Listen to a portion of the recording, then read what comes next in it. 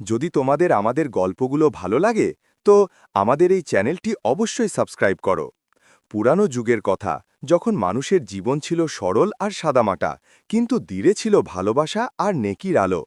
সেই সময়ে আরবের এক রিয়াসতে বাস করত এক ন্যায়পরায়ণ বাদশাহ।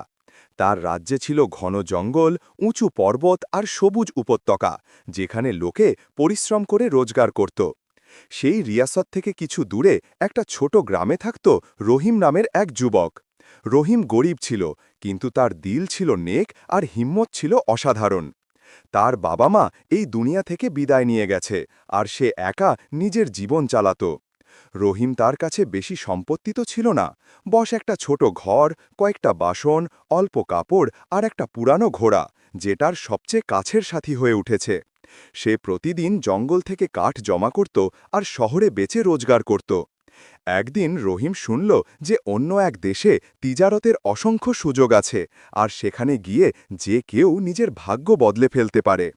সে ভাবল, কেন নিজের কিসমতের পরীক্ষা না নেওয়া যায় না, আর সেই দেশের সফর শুরু করা যায়। রহিম নিজের ছোট ঝুপড়িনুমা ঘর বেচে দিল, কিছু জরুরি জিনিস কিনল আর সফরের প্রস্তুতি শুরু করে দিল।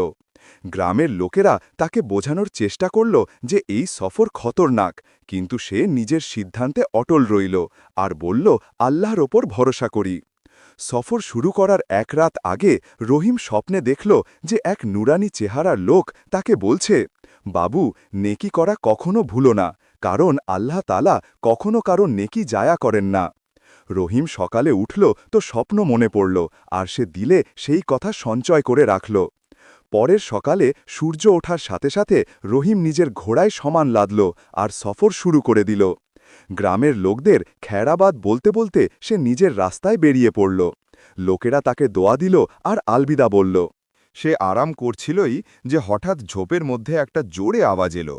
রহিম ভালো করে দেখল যে সেখানে একটা সুন্দর হরিণ জখমি অবস্থায় পড়ে আছে। হরিণের পায়ে তীর লাগা ছিল, আর সে ব্যথায় চিৎকার করছিল। রহিমের ওপর দয়া এলো।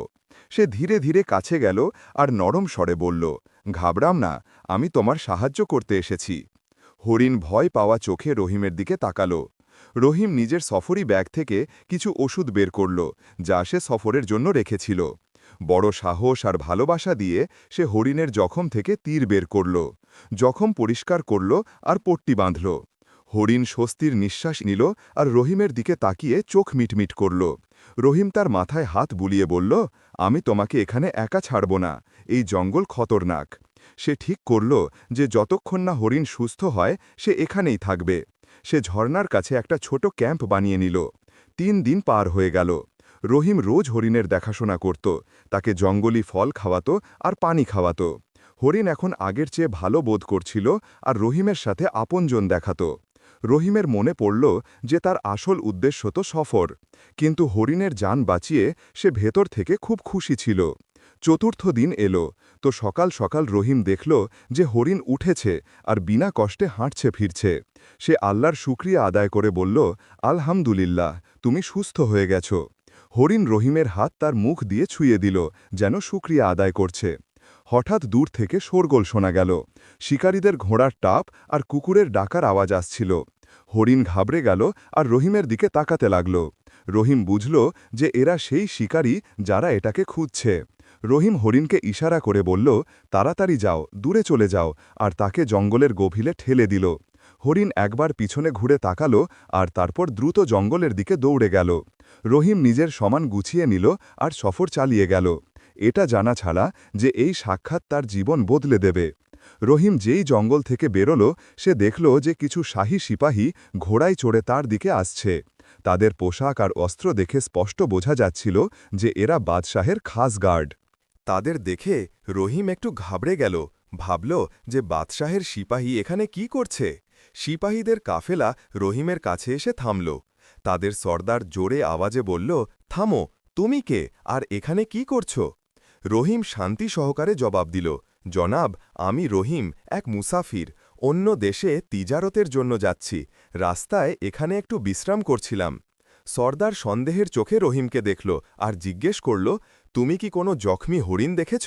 সে বাদশাহের খাস শিকার যে ৩ দিন আগে জখমি হয়ে পালিয়ে গেছে। রহিমের দিলে ভয় বসে গেল, কিন্তু সে ঠিক করল যে সে সত্য বলবে। রহিম সাহস করে জবাব দিল, জি হ্যাঁ, আমি এক জখমি হরিণের সাহায্য করেছিলাম, তাকে পানি খাওয়াইছি, জখমে মলম লাগিয়েছি আর পট্টি বেঁধেছি। কিন্তু আমার জানা ছিল না যে সে বাদশাহের শিকার। আমি তো বস আল্লাহর জন্য এক বেজুবান জানোয়ারের সাহায্য করেছিলাম। সর্দারের চেহারা রাগে লাল হয়ে গেল। সে বলল, তুমি জানো তুমি কি করেছ? তুমি বাদশাহের শিকার বাঁচিয়েছ। এর সাজা জানো? তোমাকে তৎক্ষণাৎ বাদশাহের সামনে পেশ করা হবে। সিপাহীরা রহিমকে ঘিরে ফেলল আর তার ঘোড়ার লাগাম ধরে নিল। রহিমকে মহলে নিয়ে যাওয়া হলো, যেখানে চারদিকে শানদার ইমারত, সুন্দর বাগান আর ফোয়ারা ছিল। রহিম এমন জায়গা আগে কখনো দেখেনি। তাকে একটা বড় হলে আনা হলো, যেখানে সোনার তখ্তের ওপর বাদশাহ বসেছিলেন। তার চেহারায় কঠোরতা ঝলকাচ্ছিল। সিপাহীদের সর্দার বাদশাকে বলল, জাহাপনা, এই সেই ব্যক্তি যে আপনার খাস শিকার বাঁচিয়েছে। বাদশাহ রহিমকে মাথা থেকে পা পর্যন্ত দেখলেন আর জিজ্ঞেস করলেন, তোমার জানা ছিল না যে সে আমার খাস হরিণ, আর তুমি তাকে কেন বাঁচালে? রহিম ভয় পেল, কিন্তু সাহস জোড়ো করে বলল, জাহাপনা, আমার জানা ছিল না যে সে আপনার শিকার। আমি তো বশ এক জখমি জানোয়ারের সাহায্য করেছিলাম। আমাদের দিনে শেখানো হয়েছে যে প্রতিটি জীবের প্রতি দয়া করতে হয়। বাদশাহের চেহারা আরও কঠোর হয়ে গেল। দরবারে নীরবতা ছেয়ে গেল। রহিম ভাবল যে এখন তাকে কঠিন সাজা দেওয়া হবে। বাদশার রাগে বললেন, তোমার এই আমল মাফের যোগ্য না, আমার শিকারে বাধা দেওয়া। এর সাজা তোমাকে কাল সকালে শোনানো হবে। একে কারাগারে বন্দী করো। রহিমকে কারাগারের এক কামরায় বন্দী করা হলো। পুরো রাত সে অস্থির রইল আর ভাবছিল যে সে কি ভুল করেছে। তারপর তাকে নিজের স্বপ্ন মনে পড়ল। নেকি কখনো জায়া হয় না। সে দিলে দিলে ভাবছিল যে আল্লাহ কি সত্যি তার নেকির বদলা দেবে, নাকি তাকে নিজের নেকির সাজা ভোগ করতে হবে। রাত গভীর হয়ে গেছে আর রহিম কারাগারের কামরায় একা বসে নিজের তকদির নিয়ে ভাবছিল। হঠাৎ দরজায় খটখট শব্দ হল আর এক খাদেম ভেতরে এলো। তার হাতে খানার থালা ছিল। সে বলল, বাবু, এই খানা খাও, কালকের দিন তোমার জন্য কঠিন হতে পারে। রহিম শুকরিয়া আদায় করল আর জিজ্ঞেস করল, আপনি কি বলতে পারেন যে বাদশাহ এত কঠোর কেন?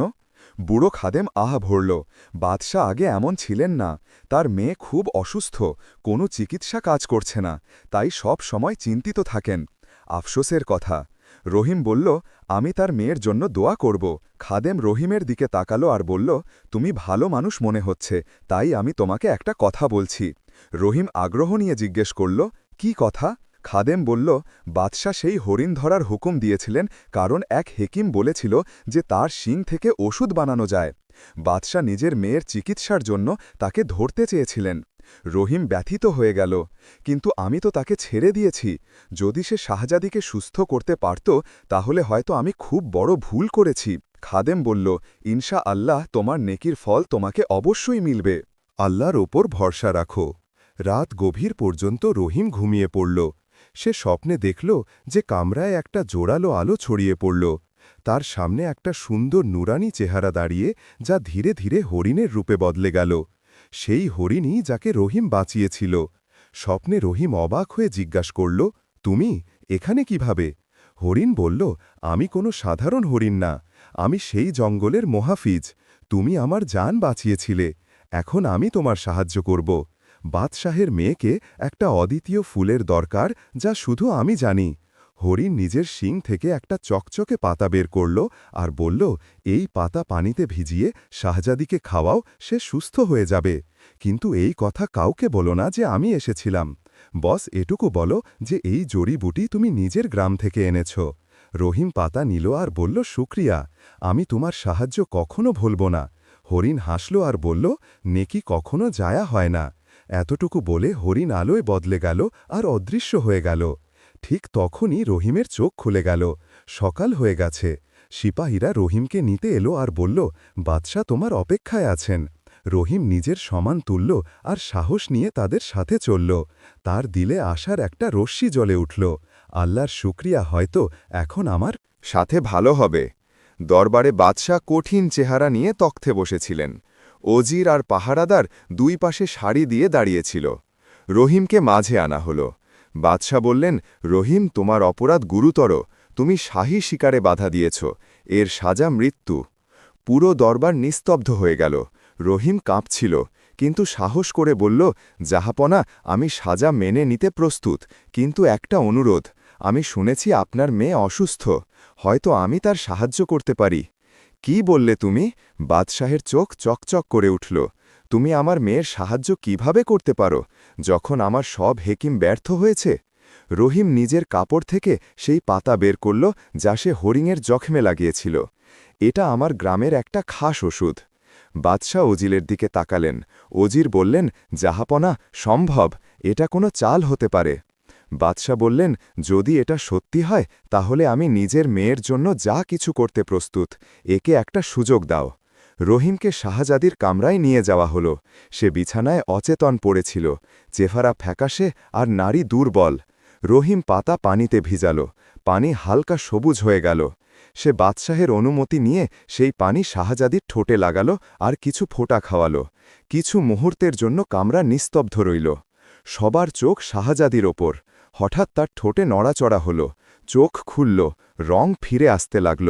সে ধীরে স্বরে বলল, আব্বু যান। বাদশাহের চোখে পানি এলো আর তিনি দৌড়ে মেয়েকে জড়িয়ে ধরলেন। আমার মেয়ে, তুমি সুস্থ হয়ে গেছ? বাদশাহ খুশিতে বললেন। তারপর রহিমের দিকে তাকালেন। তুমি আমার মেয়েকে জীবন দিয়েছ। আমি তোমার উপর জুলুম করতে যাচ্ছিলাম। বলো, বদলে কি চাও? সোনা, রূপা, জায়গির? রহিম মাথা নিচু করে বলল, জাহাপনা, আমার কিছু চাই না। বস, আমাকে আমার সফর চালিয়ে যাওয়ার অনুমতি দিন। আমি খুশি যে শাহজাদি সুস্থ। বাদশাহ অবাক হলেন। এমন মানুষ আমি প্রথমবার দেখলাম যে নেকির বদলে কিছু চায় না। বাদশাহ বললেন, রহিম, তুমি আমার চোখ খুলে দিয়েছ। আমি শিকারে হরিণকে জখমি করেছিলাম, তুমি তাকে বাঁচিয়েছ। আমি তোমাকে সাজা দিতে যাচ্ছিলাম, আর তুমি আমার মেয়েকে বাঁচালে। এখন আমি বুঝেছি যে নেকি কখনো জায়া হয় না। বাদশাহ ঘোষণা করলেন, রহিম, তুমি আজাদ, কিন্তু আমি চাই তুমি আমার দরবারে থাকো, আমার মুশির হও। রহিম কিছুক্ষণ ভেবে নিল, তারপর হেসে সম্মতি দিল। হয়তো এটাই তার মোকাদ্দর ছিল। দরবারে খুশির ঢেউ দৌড়ে গেল। 1 বছর পার হয়ে গেল। রহিম এখন বাদশাহের কাছের মুশির হয়ে গেছে। সে বাদশাকে পরামর্শ দিল যে জঙ্গলের সংরক্ষণ করতে হবে, গরিবদের সাহায্য করতে হবে, আর ন্যায় ও ইনসাফ কায়েম করতে হবে। বাদশাহ তার কথা মেনে নিলেন, আর পুরো রিয়াসতে সুখশান্তি ছড়িয়ে পড়ল। রহিমের পরামর্শে রিয়াসতে উন্নতি হল, কৃষকরা সুখী হল, আর লোকেরা তাকে সম্মানের চোখে দেখত। বাদশাহ তাকে নিজের ছেলের মতো মনে করতে লাগলেন। অনেকবার রহিম ভাবত, যদি সে সেই সফরে না বেরোত তাহলে জীবন কেমন হতো। একদিন রহিম বাদশাহের কাছে আর্জি করল, জাহাপনা, আমি নিজের গ্রামে যেতে চাই, যাতে সেখানেও সুখ শান্তি আনতে পারি। বাদশাহ হাসলেন, অবশ্যই যাও রহিম, কিন্তু ফিরে এসো, কারণ এখন তুমি আমাদের জীবনের অংশ। বাদশাহ তাকে প্রচুর উপহার দিয়ে বিদায় করলেন। যখন রহিম নিজের গ্রামে পৌঁছল তো লোকেরা অবাক হয়ে গেল।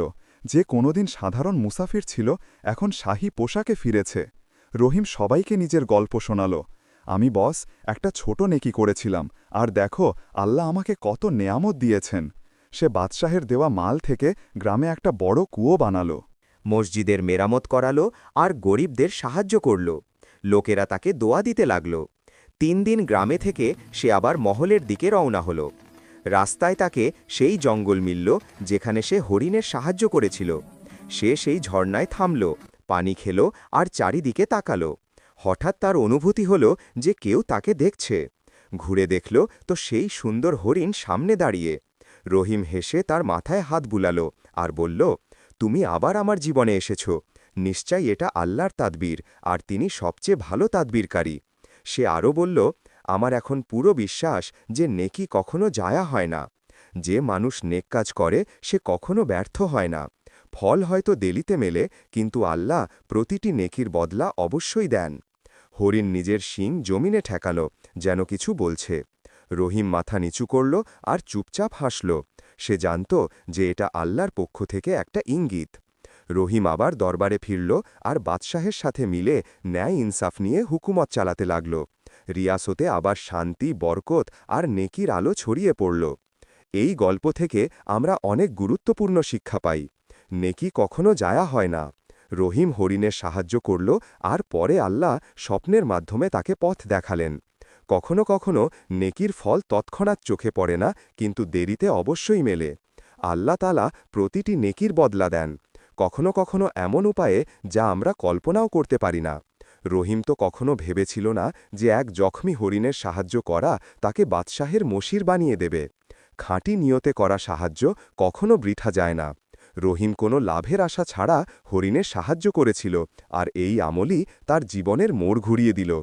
আমাদের প্রতিটি জীবের প্রতি দয়া করা উচিত, চাই সে যত ছোট বা অপরিচিতই হোক না কেন। অন্যের কষ্ট কমানোর ফলে নিজের মর্যাদা উঁচু হয়।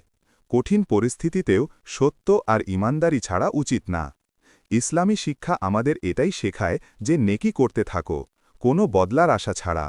আল্লাহ তাআলা প্রতিটি আমল দেখেন আর ভালো কাজের বদলা অবশ্যই দেন, চাই এই দুনিয়ায় বা আখিরাতে।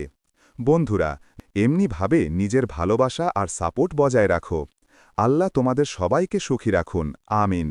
আর তাড়াতাড়ি আমাদের এই চ্যানেলকে 1000 সাবস্ক্রাইবার পর্যন্ত পৌঁছে দাও। তোমাদের সাপোর্ট আমার জন্য খুব মূল্যবান।